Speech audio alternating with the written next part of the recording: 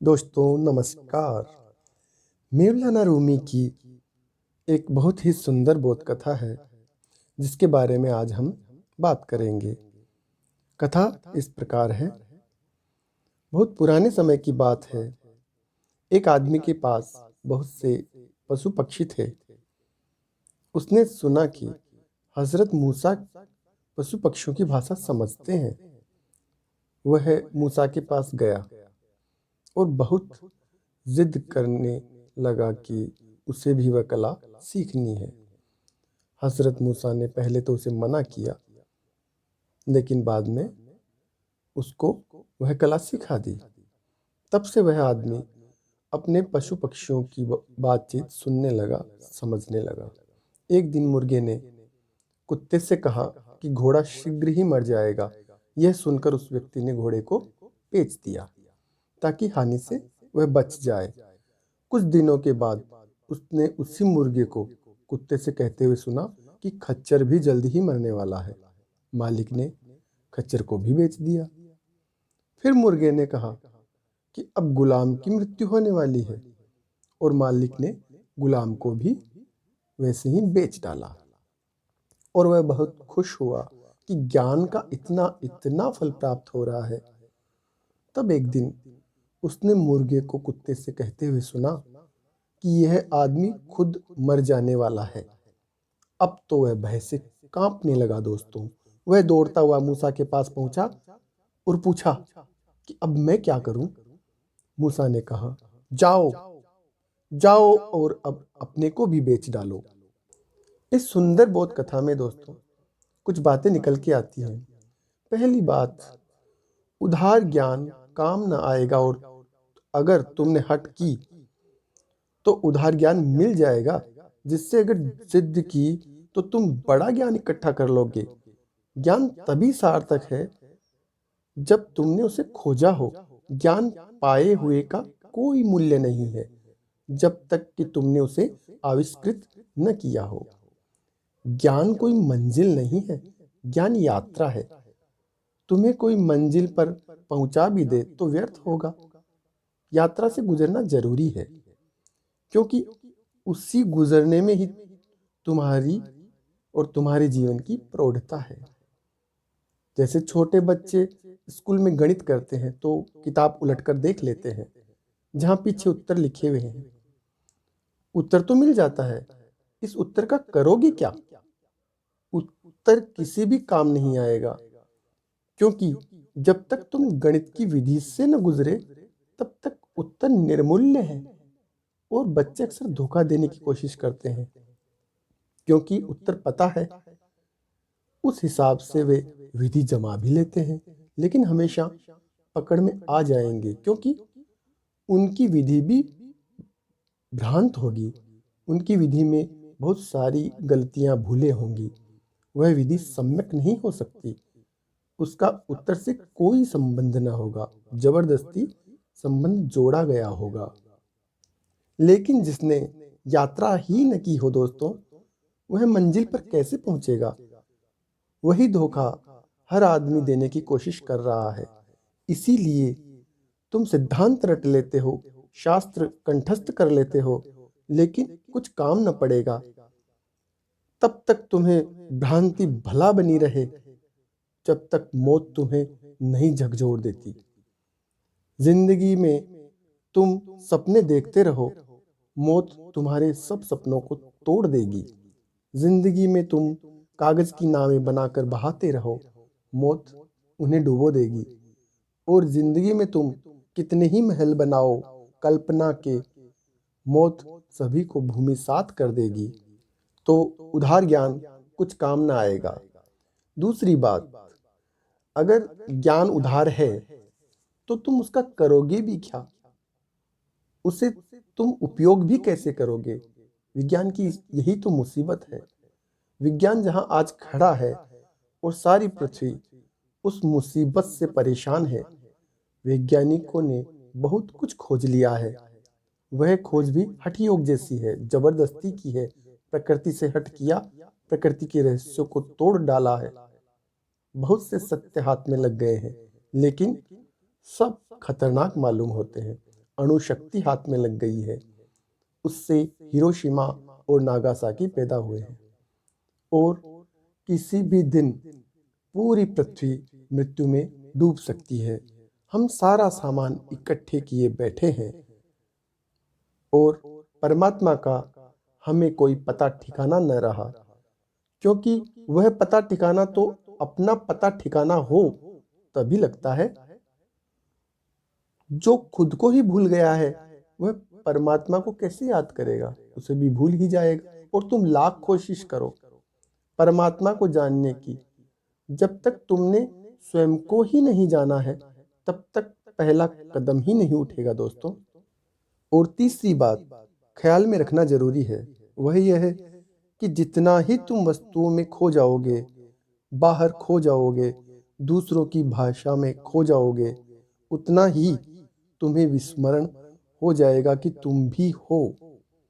जितनी ज्यादा वस्तुएं चारों तरफ होंगी, उतना ध्यान उतना ही ज्यादा तुम्हारी तरफ कम लौटेगा दोस्तों। और ऐसा भी है, तुम जिंदगी भर सब ठीक कर लोगे, आखिर में तुम्हें पता चलेगा एक भूल की, और वह भूल यह होगी कि तुमने सबको तो बचा लिया, सब तो बचा लिया, तुम खुद को बचाना भूल गए। तुमने आसपास तो बहुत सुरक्षा कर ली और भीतर ही असुरक्षा रह गई। बाहर तुमने सब इंतजाम करके दीवारें खड़ी कर ली, सुरक्षा कर ली, कारागृह बना लिया, बड़ा पहाड़ खड़ा कर लिया अपने चारों तरफ, कहीं से कोई खतरा न रहा। लेकिन खतरा तुम्हारे भीतर से आता है। मौत बाहर से थोड़े ही आती है, मौत तुम्हारे भीतर से आती है। वह तुम्हारे साथ ही जन्मी है, जन्म के साथ से ही तुम उसे लेकर के आए हो। वह रोज तुम्हारे भीतर बढ़ रही है। मौत कोई दुर्घटना थोड़ी ही है जो बाहर से आकर घटती है।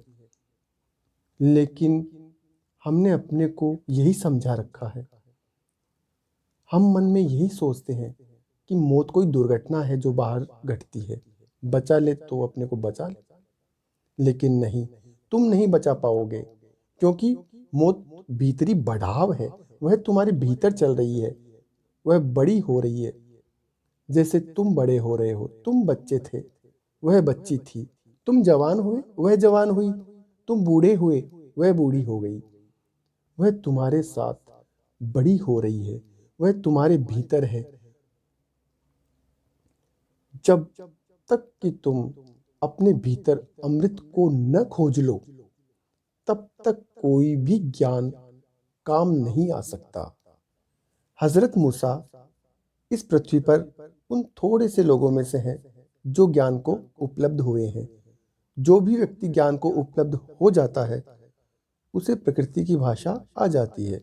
वह कुछ ऐसा नहीं है कि बुद्ध, महावीर, कृष्ण, इन सब को कठिनाई थी प्रकृति की भाषा के उद्घाटन में, लेकिन जानकर ही उस भाषा का उद्घाटन नहीं किया, क्योंकि जब तक आदमी गलत है तब तक प्रकृति के ज्ञान से लाभ न होकर हानि होगी।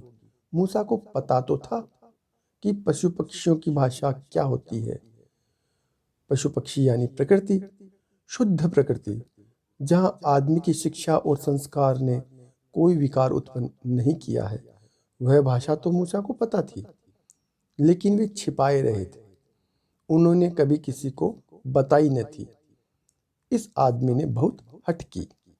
और ध्यान रहे, जिन चीजों को तुम हट से जानते हो उनसे लाभ न होगा, क्योंकि हट का अर्थ है जबरदस्ती, हट का अर्थ है बलात्कार, हट का अर्थ है हिंसा। यह मूसा के सामने सिर पटक कर बैठ गया होगा दरवाजे पर कि नहीं, मैं बिना जाने नहीं जाऊंगा।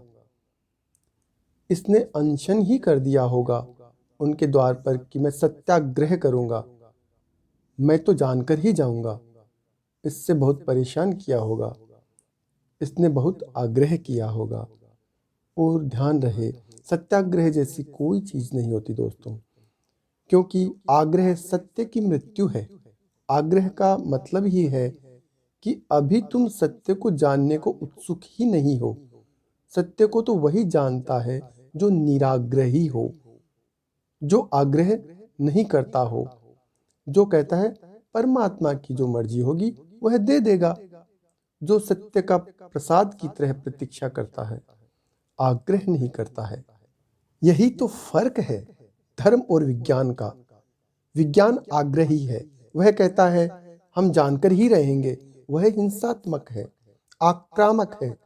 और धर्म अनाग्रही है, वह कहता है जब उसकी मर्जी होगी वह जना देगा, जब मैं योग्य हो जाऊंगा वह द्वार खोल देगा, जब मेरी तैयारी होगी तब बाधा हट जाएगी। जब तक मैं तैयार नहीं हूं तब तक आग्रह करना खतरनाक है, क्योंकि मेरी गैर तैयारी में जो भी आग्रह करूंगा वह आग्रह ही गलत होगा। मैं जो भी मांगूंगा वह भ्रांत होगा। तब तक मैं न मांगू, यही अच्छा है। कोई अभिलाषा न करूं, उस पर ही छोड़ दूं। हठ योग धर्म नहीं है, वह वैज्ञानिक ढंग है। वह भी प्रकृति से, परमात्मा से जबरदस्ती सत्य को छीन लेने की कोशिश है। उससे परमात्मा नहीं मिलता, उसमें प्रार्थना नहीं है, प्रयास है। उसमें प्रतीक्षा नहीं है, अधैर्य है। और नाम हमने ठीक दिया है हठ योग। तुम परमात्मा पर भी आक्रमण करने जाते हो, तुम वहां भी विजय की आकांक्षा रखते हो। तुम हमलावर हो, विज्ञान हमलावर है। इसलिए प्रकृति से सत्य तो छीन लेता है, लेकिन छीनने में ही उसका मजा चला जाता है। तुम ध्यान रखो, जो जबरदस्ती मिले वह लेने योग्य नहीं है। वह ऐसे ही है जैसे तुम किसी स्त्री पर हमला कर दो, बलात्कार कर दो, और क्या तुम सोचते हो इस बलात्कार से तुम्हें जो मिलेगा वह स्त्री का प्रेम है? क्या तुम सोचते हो इस बलात्कार से तुम जो पाओगे वह स्त्री का सौंदर्य प्रसाद है? क्या तुम सोचते हो इस बलात्कार से तुम्हें जो मिल जाएगा उससे स्त्री का रहस्य, स्त्री का घूंघट उठा, उसके हृदय पर पड़े पर्दे तुम्हारे लिए खुले? क्या ऐसा है? नहीं। हमने तो प्रकृति को स्त्री कहा है इसी कारण कि उसके घूंघट को तुम खोलना, लेकिन आक्रामक की तरह नहीं, एक प्रेमी की तरह। प्रेमी प्रतीक्षा कर सकता है, और जब प्रेम से तुम स्त्री का घूंघट खोलते हो, प्रकृति का रहस्य खोलते हो, तब मजा ही और है, तब सौंदर्य और है, तब बात ही बदल गई, पूरा गुणधर्म बदल गया। कोई तुमसे छीन ले, झपट ले, और कोई तुमसे प्रेम से ले, स्वीकार करे, प्रतीक्षा करे, राह देखे। जब तुम दोगे तब अनुग्रहित होकर ले। दोनों में बड़ा फर्क है, बहुत बड़ा फर्क है। अब इस आदमी ने मूसा के पास जाकर हठ किया तो मूसा ने कला सिखा दी। तब से वह आदमी अपने पशु पक्षियों की बातचीत सुनने लगा। एक दिन मुर्गे ने कुत्ते से कहा, घोड़ा शीघ्र ही मर जाएगा। यह सुनकर उस व्यक्ति ने घोड़े को बेच दिया ताकि हानि से बच सके। प्रकृति की भाषा तुम सीख भी लो, तुम करोगे क्या? ज्यादा से ज्यादा हानि से बचोगे, थोड़ा ज्यादा धन इकट्ठा कर लोगे। प्रकृति की भाषा तुम सीख भी लो तो करोगे क्या? तुम दूसरे को धोखा दोगे, तुम मरने वाला घोड़ा बेचोगे, वह चोरी है। अनजाने बेच देते तो बात और थी, जानकर बेचना बेईमानी है। प्रकृति की जानकारी तुम्हें मिल भी जाएगी तो तुम करोगे क्या? तुम और चालाक और बेईमान हो जाओगे। यही तो बड़े आश्चर्य की घटना रोज घटती है।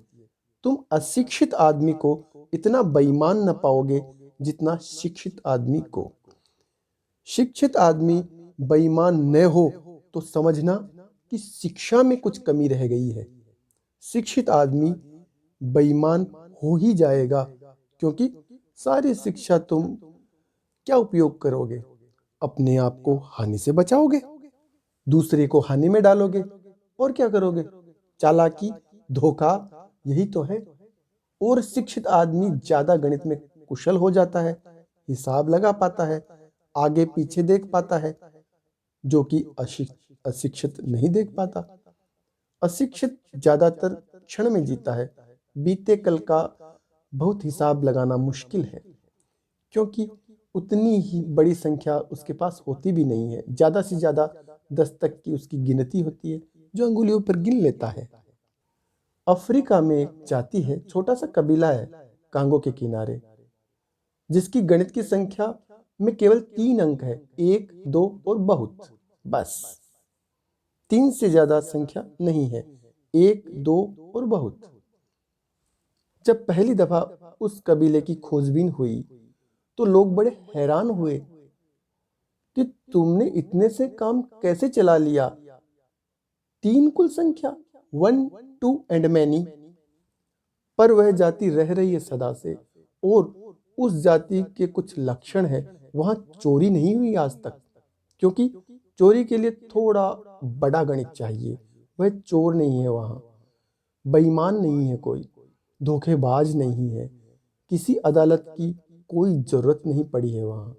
शांत से शांत कबीला है। गणित ही नहीं है इतना बड़ा कि तुम धोखा दे सको। बड़ा गणित चाहिए, तब तुम बड़ा धोखा दे सकते हो। हिसाब चारों तरफ का चाहिए। जो लोग शतरंज खेलते हैं वे जानते हैं कि शतरंज में वही जीतेगा जो कम से कम 5 आगे की चाल का हिसाब रख सके। कम से कम 5 चाल का। अगर मैं यह चाल चलूं तो दूसरा क्या चलेगा, फिर मैं यह चलूं तो वह क्या चलेगा, फिर मैं यह चलूं तो दूसरा क्या चलेगा। ऐसा जो कम से कम 5 चाल तक देख सके, वही आदमी शतरंज में कुशल हो सकता है। अगर तुम उतने दूर तक न देख सको तो शतरंज में तुम कुशल न हो पाओगे। और पूरी जिंदगी क्या है, शतरंज है। यहाँ सब धोखाधड़ी चल रही है। इस धोखाधड़ी में शिक्षित हिसाब रख पाता है, अशिक्षित हिसाब नहीं रख पाता। अशिक्षित तर्कनिष्ठ भी नहीं होता, अशिक्षित जीवननिष्ठ होता है। वह जीना पसंद करता है। तर्कनिष्ठ व्यक्ति जीने को कल पर टालता है।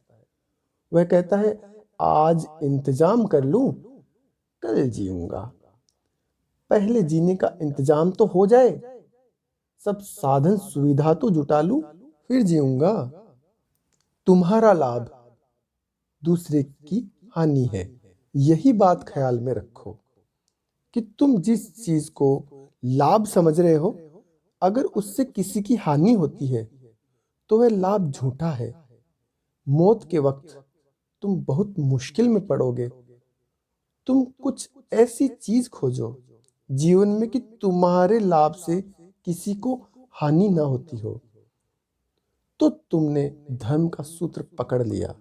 और तुम चकित हो जाओगे कि जिस लाभ से दूसरे की हानि नहीं होती, उस लाभ से दूसरे को लाभ भी होता है। ऐसे समझें, तुम्हारा धन का खजाना बढ़े तो कोई निर्धन होगा, लेकिन अगर तुम्हारा प्रेम का खजाना बढ़े अगर, तो कोई निर्धन ना होगा। तुम्हारा प्रेम जितना बढ़ेगा, उतना तुम दूसरों में भी प्रेम बढ़ाने में कुशल और सफल हो पाओगे। तुम्हारा प्रेम का धन किसी की प्रेम की निर्धनता न बनेगा। तुम्हारी प्रार्थना बढ़े तो ऐसा नहीं है कि दूसरों की प्रार्थनाएं छिन जाएंगी, उल्टा होगा। तुम्हारी प्रार्थना बढ़ेगी तो दूसरे और भी ज्यादा प्रार्थना पूर्ण हो जाएंगे। और जब तुम्हारा ध्यान गहरा होगा तो ऐसा नहीं है कि जो लोग ध्यान कर रहे हैं उनके ध्यान में बाधा पड़ेगी। नहीं, तुम्हारे ध्यान के बढ़ने से उनके ध्यान में भी गति आएगी। क्योंकि जब कोई भी व्यक्ति शिखर की तरफ जाता है, तब उसके चारों तरफ तरंगे पैदा होती है जो सभी को सहारा बन जाती है। आत्मिक जीवन में तुम जो भी पाओगे वह तुमको ही नहीं मिलेगा, वह सबको बटेगा। उसमें सभी साझेदार होंगे। बुद्ध ने भी बहुत कमाया, मूसा ने भी बहुत कमाया, लेकिन सारा जगत साझीदार हुआ।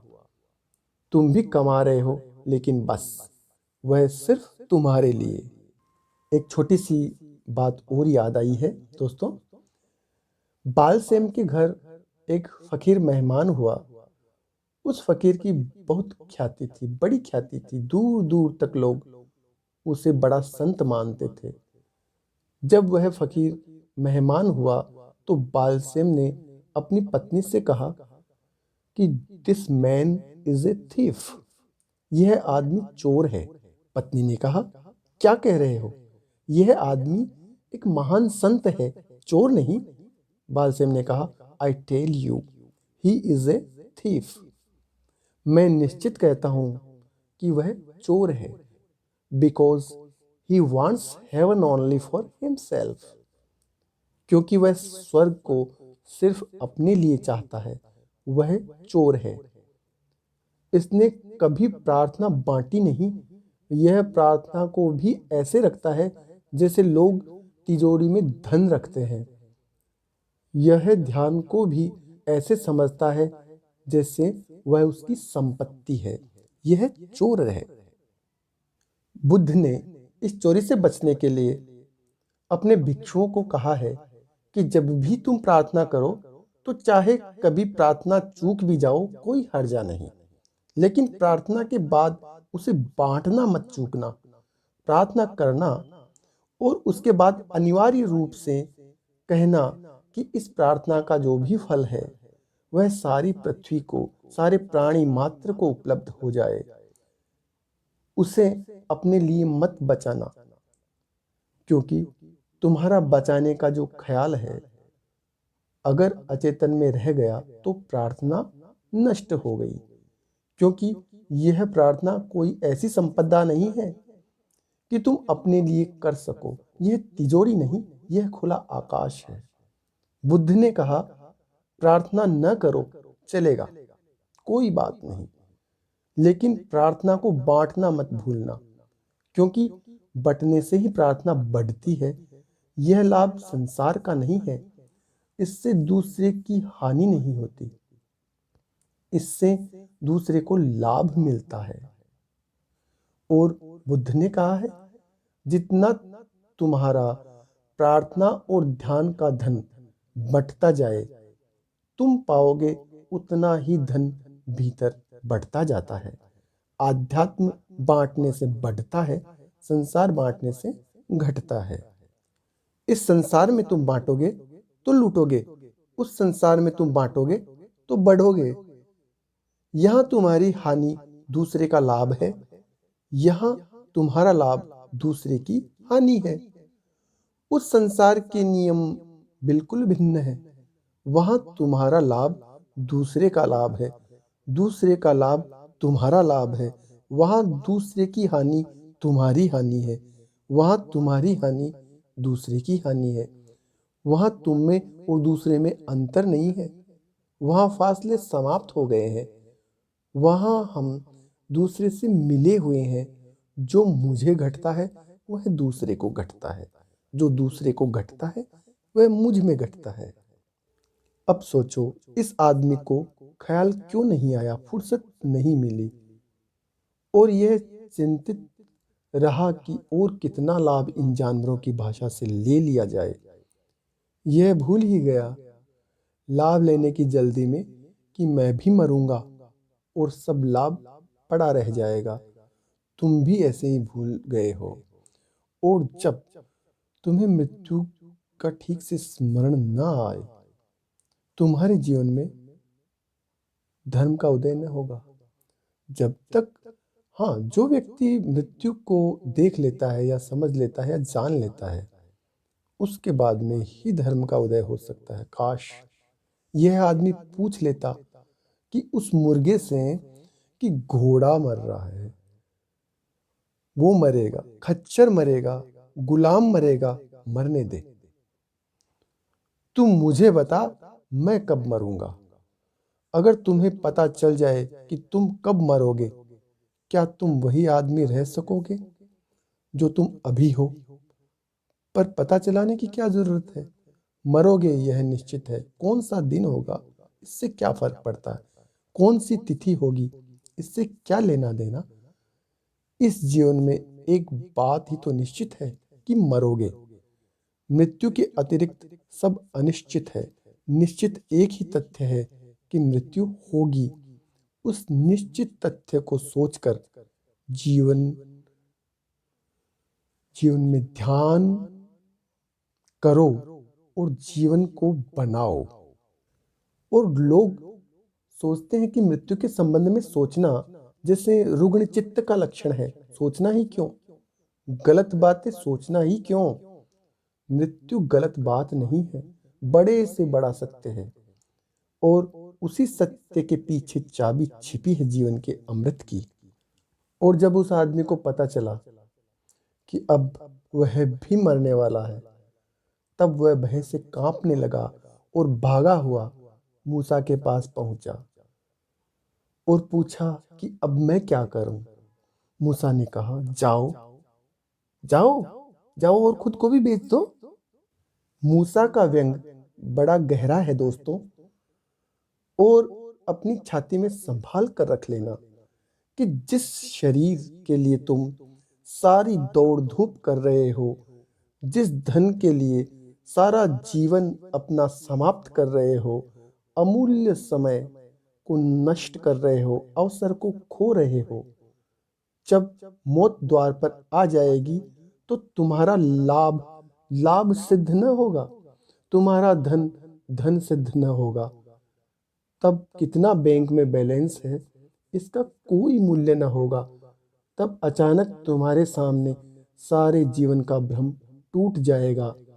तब तुम पाओगे व्यर्थ ही दौड़ते रहे, खिलौने इकट्ठे किए, कागज की नावें चलाई, सब सपने टूट गए, सब इंद्रधनुष गिर गए।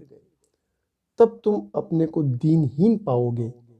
बड़े से बड़े सम्राट भी उसी दीनहीनता में अपने को पाते हैं। तुम मौत को याद रखो, वही तुम्हारा ध्यान बन जाए, तुम पाओगे जीवन बदलने लगा, क्रोध मुश्किल हो जाएगा। किस पर क्रोध करना है? शोषण मुश्किल हो जाएगा। किसका शोषण करना है? किसके लिए शोषण करना है? हानि लाभ बच्चों की बातें हो जाएंगी। तुम जियोगे यहीं, लेकिन अगर तुम्हें मौत याद रहे तो सारा चारों तरफ पाओगे कि बहुत बड़ा सपना चल रहा है। लंबा चलता है लेकिन है सपना। तुम्हारे भीतर दृष्टा धीरे धीरे जगने लगेगा। मौत की जिसे याद आई वह साक्षी बन जाता है। मौत को जो भूला वह कर्ता बन जाता है। मौत की जिसे याद आई वह असली लाभ की तरफ लग जाता है। मौत जिसे भूली वह व्यर्थ के लाभ में उलझा रहता है। और मौत के पीछे छिपा है अमृत का द्वार दोस्तों। वह तुम्हें याद आ जाए तो अमृत ज्यादा दूर नहीं है, वह उसी का दूसरा पहलू है। आज की कहानी कैसी लगी दोस्तों? मुझे नीचे कमेंट बॉक्स में लिखकर जरूर बताइएगा। मेरे साथ बने रहने के लिए आपका बहुत बहुत धन्यवाद।